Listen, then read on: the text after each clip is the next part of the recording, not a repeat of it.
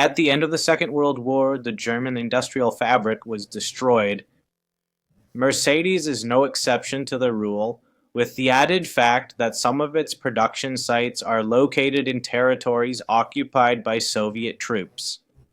With American financial aid, the priority is therefore reconstruction in order to resume production as quickly as possible. In the first months, Mercedes simply maintained United States Army vehicles before producing trucks and utility vehicles that Germany desperately needed, then resumed sales of the 170 Type 126, born in 1936. It was not until 1951 with the Type 186, 189, and especially 1953 that the Star brand presented a truly new model, the Ponton. The nickname for the Mercedes range, W105, 120, 121, 128, and 180, comes from the generic term used for a model whose front and rear fenders are fully integrated into a body without running boards, unlike what was done before the war. With this new model, very cleverly, Mercedes moves slightly down market compared to its positioning in the 30s, with mass production in its sights, also geared towards exports, and notably the United States. The first of this Mercedes family, the 180, was officially presented at the 1953 Paris Motor Show. It is a three-box sedan with lines that are both modern and stately, inspiring a sense of solidity. The profile offers windows of a good size for the era, with sides that hint at the volume of the fenders, highlighted by upper ridges that fade smoothly into the side of this Mercedes. The side sills incorporate chrome strips that also help give momentum to an overall rounded silhouette.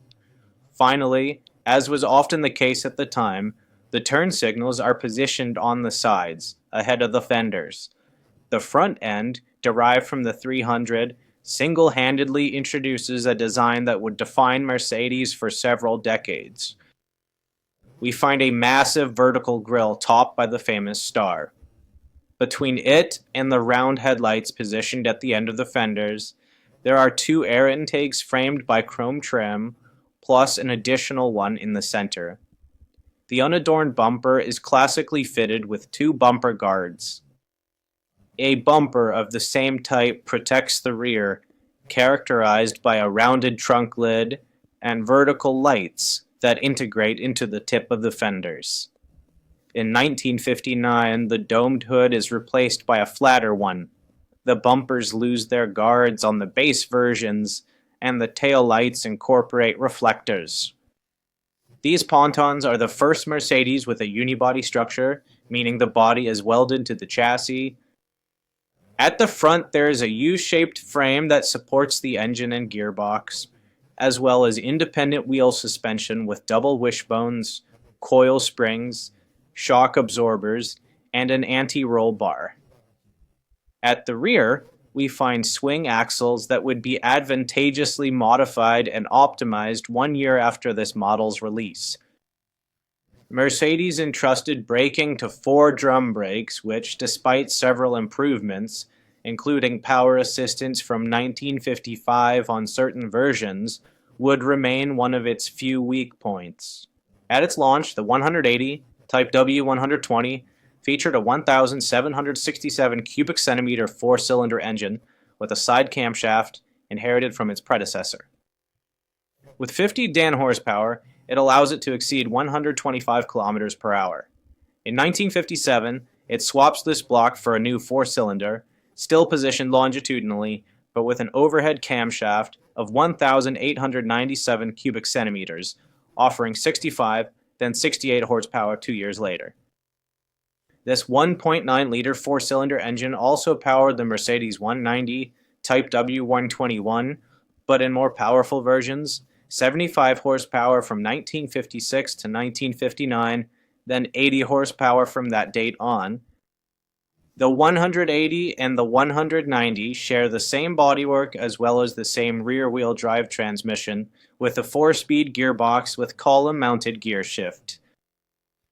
In parallel, starting in 1954, Mercedes offered the 180D, powered by a 4-cylinder diesel engine with a displacement of 1,767 cubic centimeters, delivering 40 horsepower, then 43 horsepower by the end of 1955. A second version appeared in 1958 with a 1.9-liter engine of 50 horsepower, then at the end of its career with a 2-liter engine of 48 horsepower. Mercedes, which was already equipping its 170s with diesel engines, became one of the pioneers and leaders, like Peugeot, in diesel passenger cars. But for Mercedes, there was no question of abandoning the slightly more upscale car market, positioning itself between the 180s and 190 and the large 300s, type 186, 189. Naturally, the Stuttgart manufacturer would therefore slide an inline 6-cylinder engine into its Ponton sedan. Externally, this sedan is 25 centimeters longer, with a wheelbase 17 centimeters greater and an engine bay lengthened by 8 centimeters to fit the new block. It is recognizable by the absence of air intakes on the front, or by its chrome trim turn signals on the tips of the fenders, also at the front.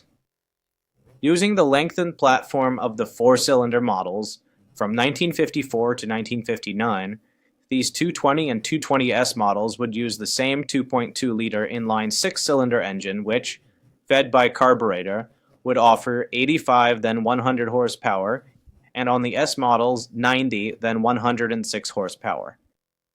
Starting in 1958, a version with mechanical fuel injection, the 220 SE, was also marketed, producing 115 horsepower, then 120 for the final model year.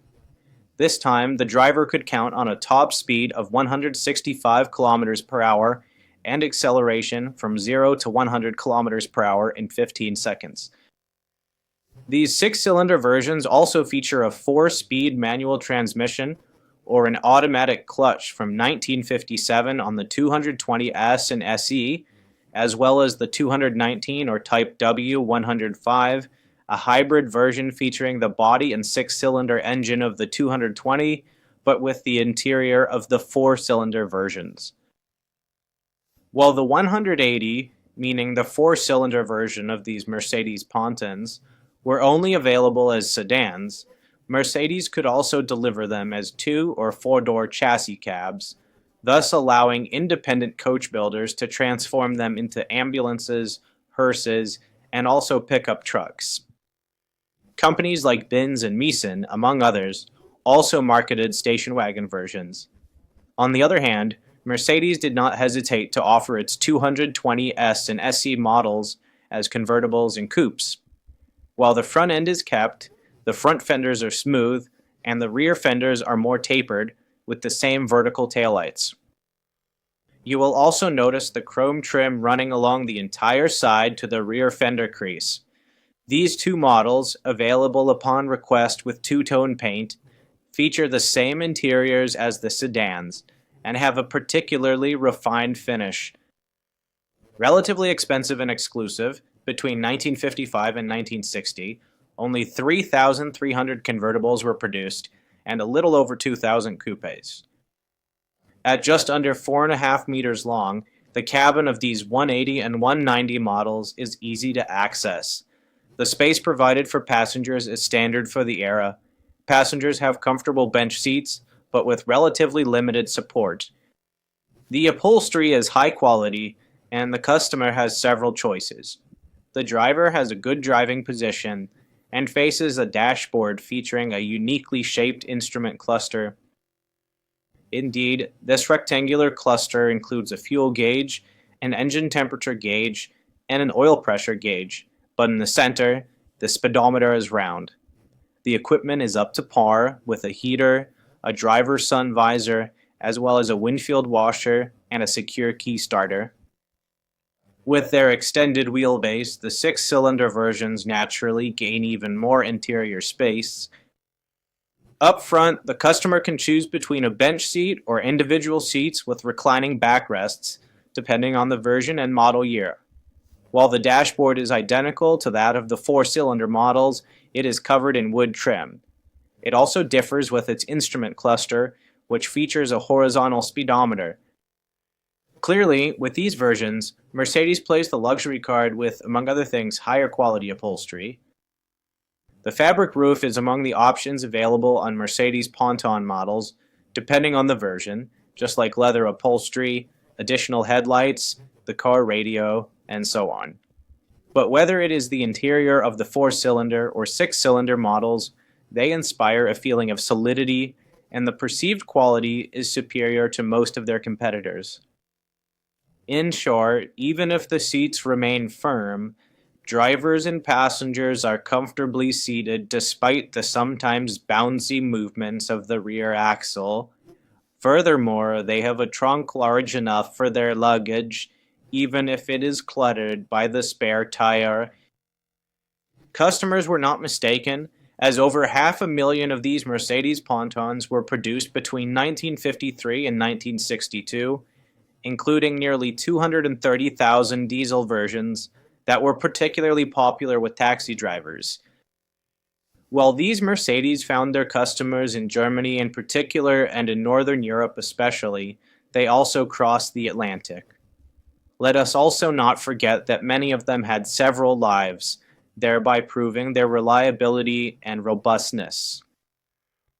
Finally, despite their price, with just under 80,000 versions equipped with the inline six-cylinder engine finding buyers, these Pontons also allowed Mercedes to reach a more upscale target in an increasingly promising segment in a rapidly expanding Europe.